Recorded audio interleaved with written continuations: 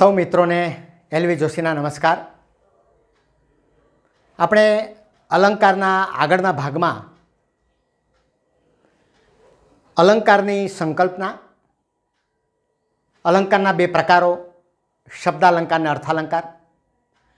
શબ્દાલંકાર અંતર્ગત 4 અલંકારો અને અર્થાલંકાર અંતર્ગત ઉપમેય ઉપમાન પર આધારિત 5 જે મુખ્ય અલંકારો છે, ઉપમા અલંકાર, ઉત્પ્રેક્ષા અલંકાર, રૂપક અલંકાર, અનન્વય અલંકાર અને વ્યતિરેક અલંકાર, એના વિશે આપણે ઉદાહરણો સાથે એની સંકલ્પનાને સ્પષ્ટ કરી હતી। હવે આગળના જે અલંકારો છે એનો આપણે અભ્યાસ કરવા જઈ રહ્યા છીએ। એમાંનો પહેલો અલંકાર છે અહીંનો, અને આપણા જે અલંકારો જે છે શબ્દાલંકાર અને ઉપરાંત અર્થાલંકાર, અર્થાલંકારમાંનો છઠ્ઠો અલંકાર એટલે વ્યાજ સ્તુતિ અલંકાર। મિત્રો, સ્તુતિ એટલે પ્રશંસાને, વ્યાજ એટલે બહાનું। પ્રશંસાને બહાને શું તો કે નિંદા, અને નિંદાને બહાને પ્રશંસાનો ભાવ જ્યાં વ્યક્ત થતો હોય તેને વ્યાજ સ્તુતિ અલંકાર કહેવાય। ઉદાહરણ દ્વારા સમજીએ। આપણે આનો પ્રયોગ ખૂબ કરીએ છીએ આપણા મિત્રોમાં પણ। તું ખરો બહાદુર હો એટલે શું લાગે કે ઓહો વખાણ તો જો કર્યા, પણ શું કહે છે? તું તો ભાઈ ઉગતો બાવળ કૂદી ગયો। અરે લે, ટીકા આવી જોઈ, નિંદા આવી। પ્રશંસાને બહાને અહીંયા શું થયું? નિંદા થઈ। બીજું ઉદાહરણ જુઓ, તમારા રૂપ આગળ, એટલે અમને એના રૂપના કેવા વખાણ કર્યા હશે। શું કહે છે? તમારા રૂપ આગળ તો કોયલ પણ ઝાંખી લાગે। જોયું? એનો જે શ્યામ વર્ણ છે એની આડકરી રીતે એણે નિંદા કરી છે। એટલે અહીંયા પણ શું થયું? પ્રશંસાને બહાને નિંદા છે। પિયુષ તો પાપડ તોડ પહેલવાન છે। પહેલવાન કે આપણે એમ થાય વખાણ કર્યા, પણ કેવો? તો કે પાપડને તોડી નાખે એવો પહેલવાન છે હો। સંગીતનો એવો જાદુ, એનું ગીત ધ્વનિ તો એવું અદ્ભુત કે કુંભકર્ણની નિદ્રા માગવી જ ન પડે, નિંદર જ આવી જાય। જોયું? આ કટાક્ષનો ભાવ, આ નિંદાનો ભાવ। એટલે વ્યાજ સ્તુતિ અલંકાર એને કહેવાય કે જ્યાં પ્રશંસાને બહાને નિંદા અને નિંદાને બહાને પ્રશંસા, તેને શું કહેવાય છે? વ્યાજ સ્તુતિ અલંકાર કહેવાય છે। ત્યાર પછીનું ઉદાહરણ અલંકાર છે સજીવારોપણ અલંકાર। નામ ઉપરથી ખ્યાલ આવી જાય છે આની વ્યાખ્યા કે સજીવ અને આરોપણ, જ્યાં એ નિર્જીવ વસ્તુ હોય એમાં સજીવનું આરોપણ થતું હોય એને સજીવારોપણ અલંકાર કહેવાય। જેમ કે ઘડિયાળના કાંટા પર હાંફ્યા કરે છે સમય। નિર્જીવ વસ્તુને સજીવ વસ્તુ તરીકે દર્શાવી છે અહીંયા જુઓ। ઘડિયાળના કાંટા પર હાંફ્યા કરે છે સમય। બીજું ઉદાહરણ, કેસરિયાળો સાફો, કોણ? વરાજો જાન લઈને આવ્યો હોય ને એ વાત છે। કેસરિયાળો સાફો ઘરનું ફળિયું લઈને ચાલ્યો। જોયું? ફળિયું નિર્જીવ છે, એને સજીવમાં નિરૂપણ કર્યું છે। કન્યાની વાત કરી છે આમ તો, પણ આખું જાણે ફળિયું આંગણું લઈ જતું હોય તેવી વાત કરી છે। શકુંતલાની વિદાય તાણે આશ્રમના વૃક્ષો વિલાપ કરવા લાગ્યા। શું છે? સજીવારોપણનું ઉદાહરણ છે। ઊનો અનિલ આ એકલો રે, અનિલ એટલે પવન, ઊનો અનિલ આ એકલો રે ભરે ડુસકા ધીરે ધીરે। એ પણ પવન પણ જાણે ડુસકા ભરી રહ્યો છે। આ શું છે? નિર્જીવમાં સજીવનું નિરૂપણ। એટલે એને શું કહેવાય મિત્રો? સજીવારોપણ અલંકાર કહેવાય। પથ્થર થર થર ધ્રુજે, સજીવારોપણ અલંકાર। ત્યાર પછીનો અલંકાર બહુ જ મહત્વનો છે, શ્લેષ અલંકાર છે। શ્લેષ એટલે કે સંબંધ, શ્લેષ શબ્દ એટલે કે દ્વિઅર્થી।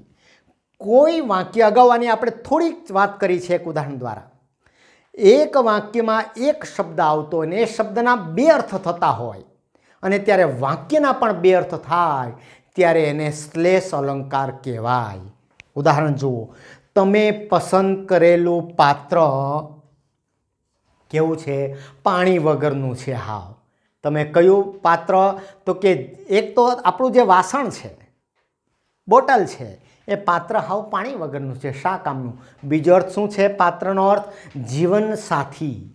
અને પાણી એટલે એની જે હિંમત, એનું જે તેજ છે તે, એટલે તમે જે જીવનસાથી પસંદ કર્યા છે તે હાવ તેજ વગરના છે, હાવ નમાલા છે, આવું બીજો અર્થ ત્યાં નિષ્પન્ન થાય છે. એટલે આને આપણે શું કહેશું? શ્લેષ અલંકાર કહેશું.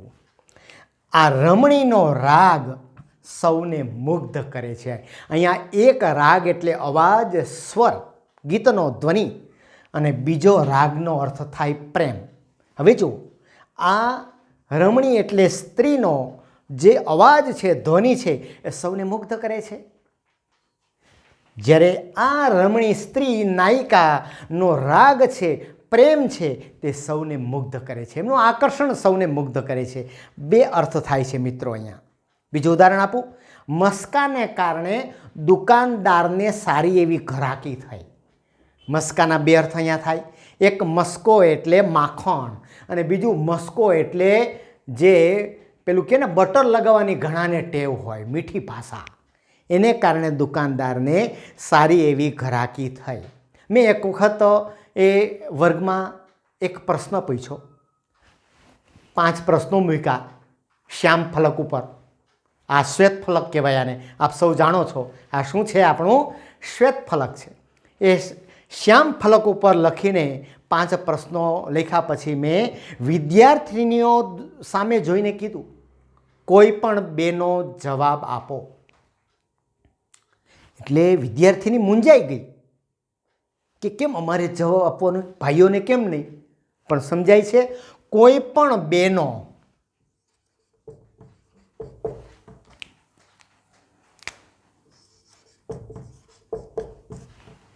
કોઈ પણ 2 પ્રશ્નના જવાબ આપો. એક અર્થ એવો પણ થાય. બીજો પ્રશ્ન શું નીકળે છે એમાંથી? આ બહેનો જ જવાબ આપે. આવા 2 અર્થ નિષ્પન્ન થાય, એને શ્લેષ અલંકાર કહેવાય. મિત્રો, મારે યાદ અપાવવું છે તમને, ફરી એકવાર વારંવાર યાદ અપાવવું છે, એ છે અલંકાર યમક. યાદ આવે છે? ત્યાં એક શબ્દના 2 વખત વપરાયા હતા અને બંને જગ્યાએ એના અર્થ અલગ અલગ થતા હતા, પરંતુ આખા વાક્યનો એક જ અર્થ થતો હતો. અહીંયા જુદી સ્થિતિ છે. એક જ શબ્દ આવે છે, એ શબ્દના 2 અર્થ થાય છે, અને વાક્યના પણ 2 અર્થ નિષ્પન્ન થાય છે. એટલે આને શ્લેષ અલંકાર કહેવાય છે. ખાસ યાદ રાખજો. એની વ્યાખ્યા પણ સરસ છે. શ્લેષ સ્વવાક્યે એકસ્મિન યત્ર અનેકાર્થતા ભવેત. એના આધારે જ નક્કી થાય છે કે આ શ્લેષ અલંકાર છે, આ યમક અલંકાર છે. ત્યાર પછીનો જે અલંકાર છે તે અપહનુતિ છે. એક આપની જાણ માટે, સમજ માટે અલંકાર મૂક્યો છે. એ હંમેશા અપહનુતિ અલંકારમાં ઉપમેયનો એ નિષેધ કરવામાં આવે, પછી કોઈ બીજી વસ્તુ સાથેનો ઉલ્લેખ કરવામાં આવે. જો ત્યાં સરખાવવામાં આવતું એમ નથી કહેતો હું, તો ઉપમા અલંકાર થઈ જાય. પહેલાં નિષેધ કરવામાં આવે છે. જુઓ શું છે? મીરાને મન ઝેર એ ઝેર નથી. મીરાને મન ઝેર એ ઝેર નથી. તો શું છે? કહેવું પડે. શું છે? તો કે અમૃત છે. જોયું? શિક્ષકને મન વર્ગ, આ વર્ગ નથી. શું છે? સ્વર્ગ છે. જોયું? શિક્ષકને મન, એમ કહી શકાય શિક્ષકને મન વર્ગ એ સ્વર્ગ જેવો છે. તો ઉપમા. વર્ગ જાણે સ્વર્ગ છે તો ઉત્પ્રેક્ષા. વર્ગ સ્વર્ગ જ છે તો તમે તરત કહી દેશો રૂપક. વર્ગ છે સ્વર્ગ કરતાં પણ ચડિયાતો છે, તમે કહેશો વ્યતિરેક. અને કહેશે કે વર્ગ એ તો વર્ગ જ છે, તો એને તમે કહેશો અનન્વય. પણ અહીંયા એમ કહેશું કે વર્ગ એ વર્ગ નથી પણ સ્વર્ગ છે, તો એને શું કહેશું? અપનોતિ. બીજું ઉદાહરણ, ના રાજમુગટ. આ જે રાજમુગટ છે એ ના રાજમુગટ તો શું છે? તો કે એ તો કાંટાળો તાજ છે. આ અમારા જુનાગઢનો એ ગિરનાર વિશે મારે વાત કરવી તો કહી શકું કે ના, એ ગિરનાર નથી, માત્ર એ ગિરનાર તો શું છે? એ તો અમારો એક જટાળો જોગી છે. ગિરનાર નથી તો શું છે? તો કે જટાળો જોગી છે. એ છે અપનુતિ અલંકાર. મિત્રો, ત્યાર પછીનો અલંકાર બહુ સરળ છે, અપ્રસ્તુત પ્રશંસા. જેમાં અપ્રસ્તુતની ઉલ્લેખ કરવામાં આવે છે અને અન્યોક્તિ પણ કહેવામાં આવે છે કે જે પ્રસ્તુત વાત છે એ ન કહેતા શું વાત કરવામાં આવે છે? અપ્રસ્તુતની વાત કરવામાં આવે છે. હાજર નથી તેની વાત કરવામાં આવે છે. જેમ કે ચા કરતાં કેટલી ગરમ. ચા કરતાં કેટલી ગરમ. હવે હું જ્યારે રસોડામાં મારી એ જે પાકશાલા છે એ પાકશાલામાં બેસીને હું ત્યાં કીટલીને અડીને સ્પર્શ કરીને એમ નથી કહેતો કે આ તો ચા કરતાં કીટલી ગરમ. એ ક્યારે કહું કે જ્યારે હું ક્યાંય જાઉં છું કોઈ ઓફિસમાં કાર્યાલયમાં ત્યારે મારે સાહેબને અધિકારીને મળવું છે, પરંતુ પેલા જે બહાર સેવક બેઠો છે મને જવા દેતો નથી કે સાહેબ ખૂબ વ્યસ્ત છે, થોડીવાર બેસો થોડીવાર બેસો. ત્યારે આપણા આ શબ્દ બોલાઈ જાય છે, આ વિધાન બોલાઈ જાય છે. શું કે ચા કરતાં કેટલી ગરમ. જોયું? હવે જુઓ, મોરના ઈંડા ચિતરવા ન પડે. આ ક્યારે કહીએ? મોરનું ઈંડું જોઈને આપણે કહીએ નહીં, પણ પિતાએ જે કામ કર્યું ને એવો દીકરો કે એની દીકરી જ્યારે કામ કરે ને સારું, ત્યારે આપણે કહીએ કે ભાઈ મોરના ઈંડા ચિતરવા ન પડે હો.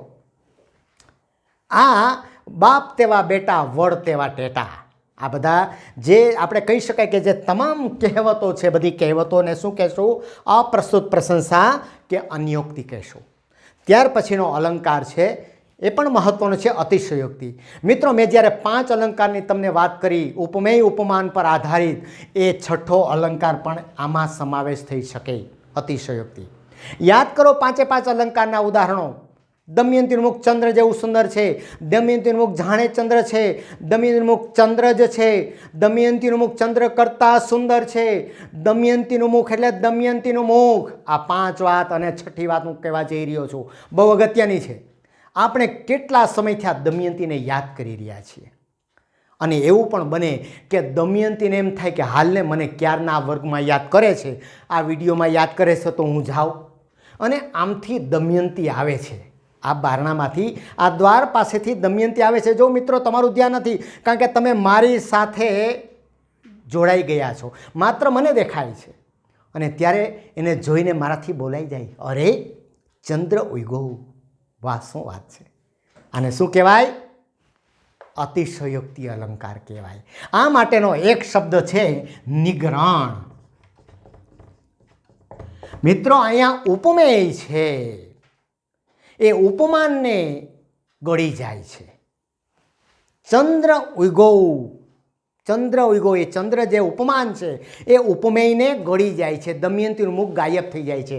એને નિગ્રહણ કહેવાય અથવા તો અધ્યવસાન કહેવાય. આવો કોઈ પ્રશ્ન પૂછાઈ શકે કે નિગ્રહણ ને અધ્યવસાન શબ્દ કયા અલંકાર સાથે જોડાયેલ છે, તો તમે બેશક કહી શકો કે અતિશયોક્તિ અલંકાર સાથે જોડાયેલ છે. એની બીજી સંકલ્પના આ છે કે એમાં વધારે પડતી ઉક્તિ હોય. મિત્રો, અતિશયોક્તિ વધારે પડતી ઉક્તિ હોય.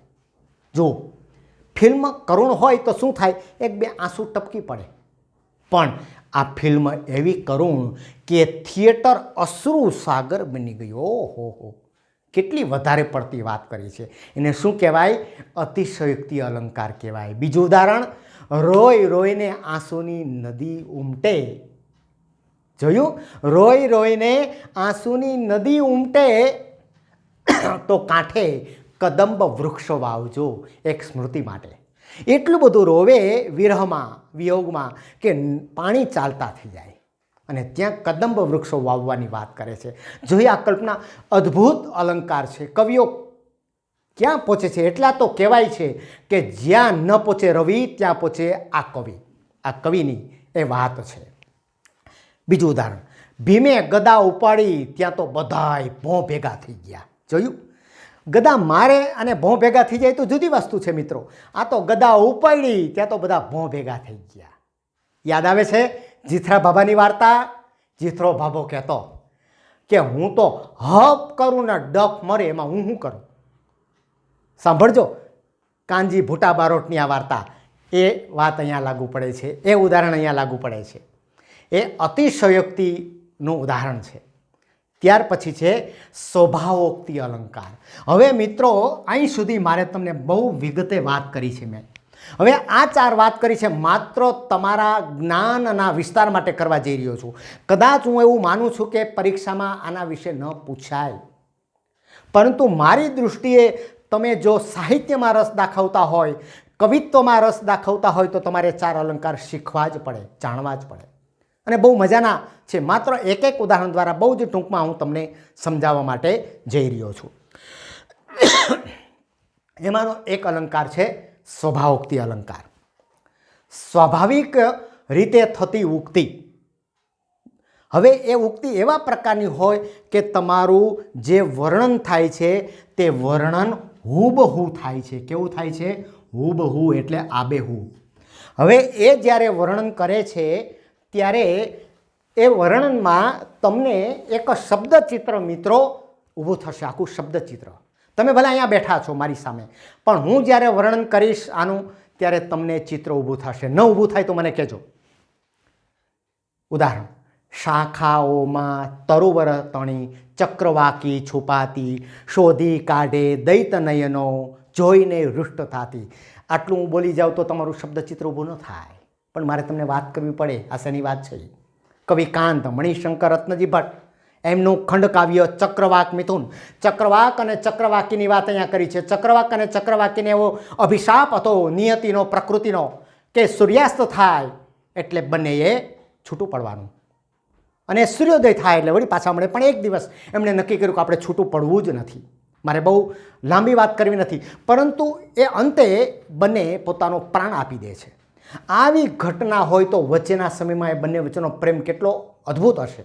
આનું છે જો શાખાઓમાં તરુવર, તરુવર એટલે ઘટ્ટ વૃક્ષની ડાળીઓમાં ચક્રવાકી છુપાઈ જાય છે, મજા કરે છે, રમે છે. જુઓ કેટલી મોજ મસ્તી કરે છે આ ચક્રવાક અને ચક્રવાકી. અને ત્યારે પેલો પ્રિયતમ છે એનો ચક્રવાક છે એ શોધી કાઢે, એમના પ્રેમાળ નયનો એને શોધી કાઢે છે અને જોઈને હૃષ્ટ થતી. પછી રાજીના રેડ થઈ જાય છે. નથી આપણે કોઈ સંતાઈ જાય અને આપણે એનો થપ્પો કરી દઈએ તો આપણે કેવા રાજી થઈએ છીએ, એવા રાજી થાય છે. તમારા મનમાં અત્યારે એક ચિત્ર ઊભું થઈ ગયું હશે. એક વન પ્રદેશ હશે, મોટું વૃક્ષ હશે, ઘટાદાર ડાળીઓ હશે, એમાં એ ચક્રવાકી છુપાઈ ગઈ હશે. ચક્રવાક ચારુ બાજુ શોધતો હશે.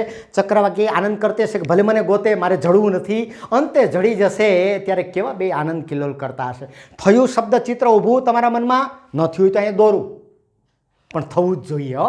યાદ રાખજો, સ્વભાવોક્તિ અલંકાર આને કહેવાય. મુખ નાસિકા મોહનના ચૂમે, કર કપાળે દઈ આડું જુએ. જોયું?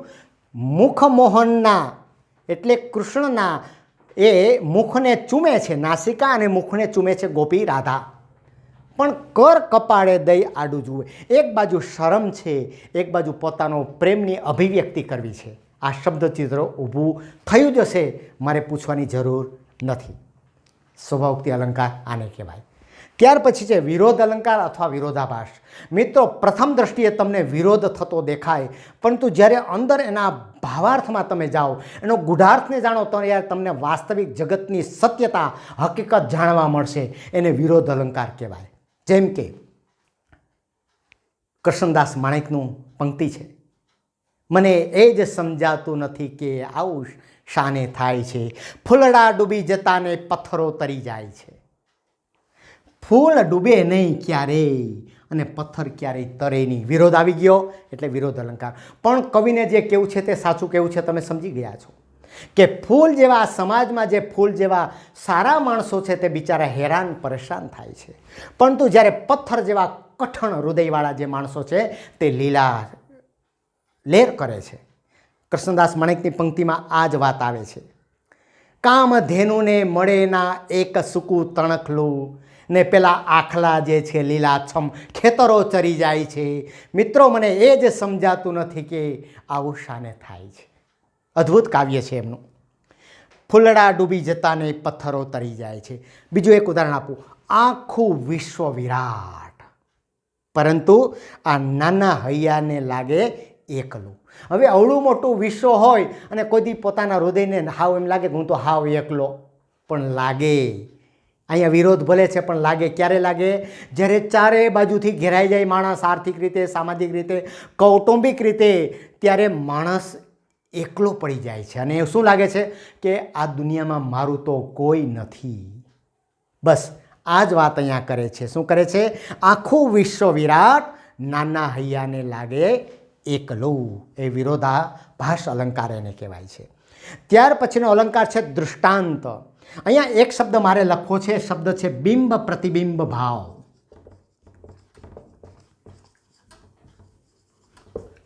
સીધું એક ઉદાહરણ દ્વારા સમજાવું, વ્યવહારુ ઉદાહરણ. મારો જે ચહેરો છે તે બિંબ છે. હું જ્યારે અરીસામાં જોઉં છું ત્યારે એમાં પ્રતિબિંબ છે. સમજો બરાબર. બંને સમાન છે. મારી જેવી મૂછ હશે એવું જ એમાં દેખાશે, મારા ચહેરા ઉપર જે હશે ડાઘ એ ડાઘ એમાં દેખાશે, મારા મસ્તક ઉપર જેવા વાળ હશે એવા જ વાળ દેખાશે, એવું જ. પરંતુ એ તો નહીં જ, અરીસામાં છે હું નથી, એ જુદું છે. જોયું? બે સમાંતર ચાલે છે એટલે એને બિંબ પ્રતિબિંબ કહેવાય છે. સમાંતર ગતિએ ચાલતું હોય બંનેના ભાવ, બંનેની વાત, એને શું કહેવાય? એ દૃષ્ટાંત અલંકાર કહેવાય. જો ઉદાહરણ આપ્યું છે, મરતા મરતા સંતો બીજાને સુખી કરે. સંત છે એનો સ્વભાવ કેવો છે કે પોતે છેલ્લા શ્વાસ સુધી બીજા ઉપર ઉપકાર કરે છે. એવી રીતે બીજું એવું જ એક ઉદાહરણ નથી આપ્યું, એવી જ એક બીજી વાત કરી છે. શું વાત કરી છે? તો કે બળતો બળતો ધૂપ એટલે આપણી જે અગરબત્તી છે તે પોતે બળીને પણ બીજાને સુગંધ આપે છે. જોયું? બે વસ્તુ એકદમ સમાંતર ચાલે છે. આમ સમાંતર ચાલતું હોય એને શું કહેવાય છે? એને દૃષ્ટાંત અલંકાર કહેવાય. એક ઉદાહરણ બીજું પણ આપું હું તમને. હું નાનો હું મોટો એ ખ્યાલ જગતનો ખોટો. એક વાત આ કરી છે. શું? હું નાનો હું મોટો એ ખ્યાલ જગતનો ખોટો. હું નાનો નથી કે હું મોટો નથી. અત્યારે વિદ્યાર્થી મારી સામે હોય તો હું મોટો છું, પણ હું જ્યારે મોટી ઉંમરના લોકો સામે બેઠો હોઉં કે ઊભો હોઉં તો હું નાનો થઈ જાઉં છું. એ ખ્યાલ જગતનો ખોટો. ખારા જળનો દરિયો ભર્યો, મીઠા જળનો લોટો. દરિયો એમ કે હું મોટો નહીં, લોટો એમ કે હું નાનો તો કે નહીં. જ્યારે વ્યક્તિનું મૃત્યુ હોય, પાણી વગર તડસતો હોય, ત્યારે એને દરિયો સારો લાગશે કે મીઠા જળનો લોટો? તો તમે નિસંદેહ કહેશો કે સાહેબ એ દરિયા કરતાં એને જરૂર છે પાણીના લોટાની. બસ આ જ મારે કહેવું છે કે ત્યાં તમને દૃષ્ટાંત, બે વસ્તુ એકી સાથે સમાંતરે ચાલતી જશે, એને શું કહેવાય છે? દૃષ્ટાંત અલંકાર. આ બંને બહુ નજીક નજીક છે. છેલ્લો અલંકાર છે અર્થાંતરન્યાસ અલંકાર. એમાં બે શબ્દ હું લખું છું, સામાન્ય અને વિશેષ. સામાન્ય પરથી વિશેષ અને વિશેષ પરથી સામાન્ય, એને અર્થાંતરન્યાસ અલંકાર કહેવાય. એનો અર્થ શું? કે અહીંયા ઉદાહરણ આવશે. જો દ્રષ્ટાંત છે ત્યાં ઉદાહરણ નથી, ત્યાં બિંબ પ્રતિબિંબ ભાવ છે. જ્યારે અર્થાંતરન્યાસ છે ત્યાં ઉદાહરણ છે દ્રષ્ટાંત દ્વારા. એક સામાન્ય સિદ્ધાંત આપશે, જેમ કે આ મારી પાસે આ એક ઢાંકણું છે, એ ઢાંકણું નીચે પડે છે. એટલે હું શું કહું કે ઢાંકણું નીચે પડ્યું કારણ કે ગુરુત્વાકર્ષણનો નિયમ લાગુ પડ્યો. એટલે મારી પાસે એક નિયમ હતો કે બધી વસ્તુઓને એ જમીન તરફ ખેંચે છે. બસ એવી રીતે થયું. જો જેવી સંગતિમાં ભળે તે પણ તેવો થાય, સંગ તેવો રંગ. આ એક સામાન્ય સિદ્ધાંત આપ્યો. હવે ઉદાહરણ દ્વારા આને મજબૂત કરે છે. શું ઉદાહરણ આપે છે? કે ગંગામાં અપવિત્ર જળ પણ ગંગાજળ થઈ જાય. જોયું? કે ગંગામાં અપવિત્ર જળ કોઈ હોય ને, ગમે તે વસ્તુ હોય એમાં, પણ એનું જે પાણી છે ગંગા નદીનું પાણી, એને આપણે શું કહીએ છીએ? ગંગાજળ કહેવાય છે. એમ સંગત જેવી થાય તેવો એને રંગ પણ લાગે છે. આપણે છે એક શ્લોક, ઉદ્યમેન હિ સિદ્ધ્યંતિ કાર્યાણી ન મનોરથે નહીં સુપ્તસ્ય સિંહસ્ય મુખે મૃગા નિવસંતિ. ઉદ્યમે જ થતા કાર્યો નહીં માત્ર મનોરથે, સુતેલા સિંહના મુખે પ્રવેશે મૃગ ના ભૂલે. ઉદ્યમથી જ કાર્યો સિદ્ધ થાય. એક સામાન્ય સિદ્ધાંત આપ્યો. પછી કોનું ઉદાહરણ આપ્યું? સિંહનું. કે સિંહ જેવો સિંહ છે, જંગલનો વનનો રાજા છે, છતાં એણે દોડવું પડે છે, એણે મહેનત કરવી પડે છે. એ ઉદાહરણ દ્વારા એ પ્રથમ જે સામાન્ય સિદ્ધાંત છે એને મજબૂત કર્યો. એટલે સામાન્ય દ્વારા એ વિશેષ તરફ, કે વિશેષ દ્વારા એટલે કે ઉદાહરણ દ્વારા, જેને આપણે આગમન ને નિગમન પદ્ધતિ કહીએ છીએ, પીટીસી અને બીએડમાં આપણે ભણી ગયા છીએ.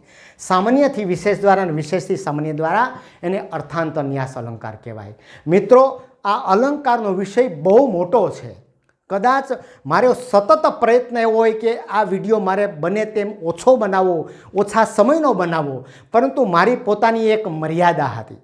કારણ કે મારે બહુ જ ઓછા, એટલા માટે તો મેં બે જ ઉદાહરણ અહીંયા આપ્યા છે તમારી સામે, અને બે બીજા ઉદાહરણો હું એમને બોલ્યો છું. 4 ઉદાહરણો દ્વારા મેં તમને સમજાવવાનો પ્રયત્ન કર્યો છે. તમે અઢળક આવા ઉદાહરણો તમે જોઈ શકશો, મેળવી શકશો. અગાઉ પણ મેં તમને કહ્યું હતું કે હું હંમેશા એ મારા વિડીયોમાં કોઈને કોઈ એકાદ પુસ્તકનો હું પરિચય આપતો રહીશ કે જે તમને ભવિષ્યમાં એ એક વ્યાકરણને મજબૂત દ્રઢ બનાવવા માટે તમને ખૂબ સહાયરૂપ બનશે. આજનું પુસ્તક છે મારી પાસે ગુજરાતી વ્યાકરણ વિચાર. એકાદ વર્ષ પહેલાં એ મારા દ્વારા જ આનું આલેખન થયું છે. મેં ઘણા સમય સુધી જોયું કે હું જે રીતે વર્ગમાં એ ગુજરાતી વ્યાકરણ જ્યારે અભ્યાસ કરાવતો હોઉં ત્યારે એ જ સિસ્ટમથી એ જ પદ્ધતિથી મારા દ્વારા એક લખાય તો આવું એક પુસ્તક લખાયું છે, સારો એવો પ્રતિભાવ મળ્યો છે. એ પુસ્તક છે ગુજરાતી વ્યાકરણ વિચાર. અહીંયા ગુજરાતી વ્યાકરણના તમામ મુદ્દાઓ આપ્યા છે અને ઉપરાંત છેલ્લે એ 700 જેટલા MCQ આપીને એ વિદ્યાર્થીઓ એની મેળાએ આ અભ્યાસ કરી શકે, એ વધુને વધુ એ વાંચી શકે, એનો મહાવરો કરી શકે એવો એક પ્રયત્ન કર્યો છે. એટલે આ એક પુસ્તકની પણ આપ સમક્ષ મારે આજે વાત કરવાની હતી. અને વધુમાં વધુ મિત્રો આ અલંકાર સમૃદ્ધિની, અલંકાર વૈભવનો લાભ લે એ માટે તમારા મિત્રોમાં કે તમારા જે વોટ્સએપ જૂથ છે એ જૂથમાં તમે શેર કરજો. અને જો ગમે, પસંદ આવે તો તમે એને સબસ્ક્રાઈબ પણ ખાસ કરજો એવી મારી તમને સૌને વિનંતી છે, આગ્રહ છે. ફરી આપણે નવા વિષય સાથે ફરી મળીશું. ત્યાં સુધી સૌને નમસ્કાર, ધન્યવાદ.